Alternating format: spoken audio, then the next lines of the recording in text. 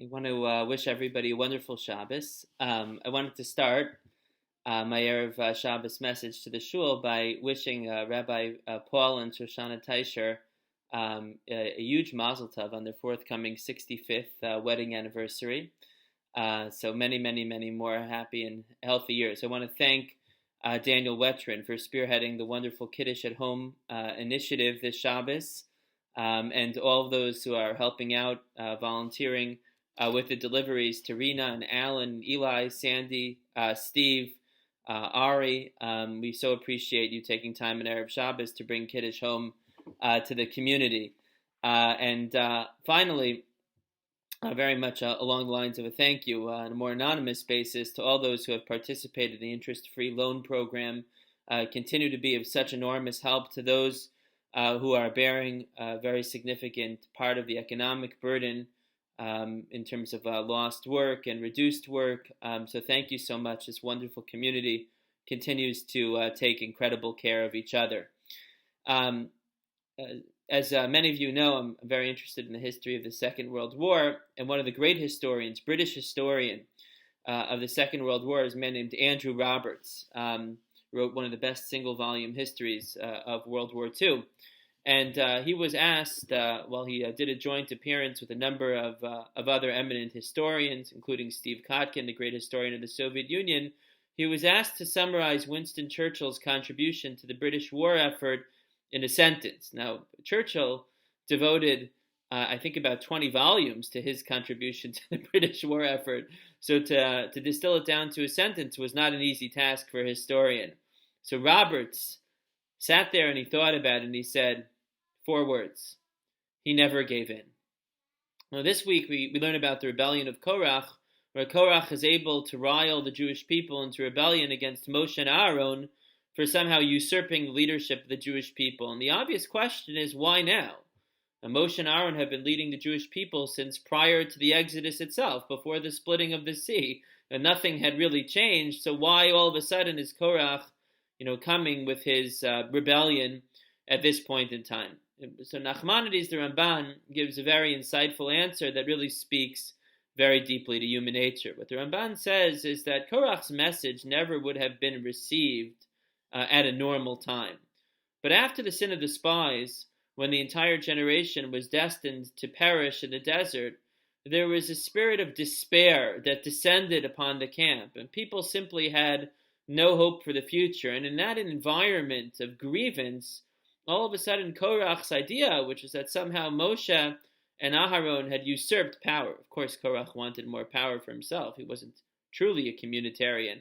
But be that as it may, in that environment of grievance, Korach's rebellion, an old idea, took on new meaning and new cachet. It was the spirit of having yielded, of having despaired, of having no sense of hope for the future, that ultimately was the undoing of the Jewish people and led to an even greater plague in the aftermath of the rebellion of Korach. We all need to guard ourselves against this sense of tire, of fatigue, of despair at this time. Of course, there's a terrible week, the numbers across the country, and so much of it driven by a sense that people simply don't have to be responsible and don't have to be careful of. Our community has taken exactly the opposite approach, but I know that it does wear on a person, especially those with young children right now. This coming Tuesday night, we'll have an event called Parenting Through a Pandemic with eminent pediatrician, Dr. Stephen Schuss, and a wonderful psychologist, Dr. Michelle Cohn, to help especially those dealing with young children, whatever your plans are for the summer, to make sure that we're not tiring and we have the right skills and approaches to being able to maintain our self-care and our level of energy so that we could deal with this very trying situation. But in a broader sense, even for those in different demographics, those who are not dealing with the daily challenges of managing young children, what we all need is not to give in, as Robert said. We all need to be able to stay the course and to recognize that so much of this, truly so much of it, is really in our hands. And if we do the right things, as we have been, and continue to practice all of the measures that are so vital, then God willing, we'll be able to keep the numbers contained in our immediate area.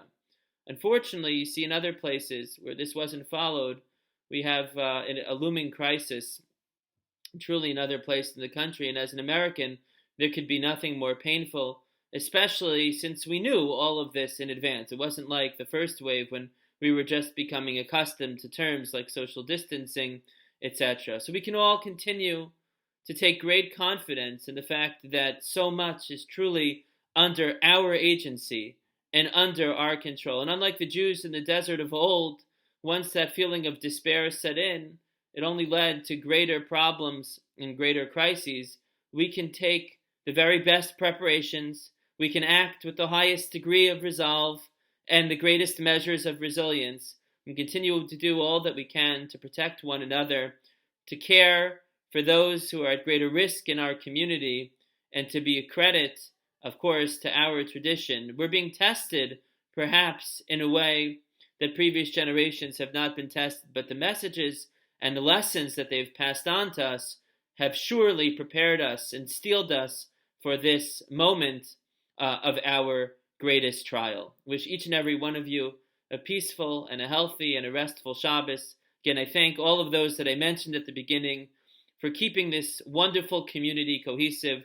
Look forward to seeing everybody at Sunday night at our next installation of the Town Hall meeting with the New Hope community as we continue to do our part on behalf of racial justice in this country.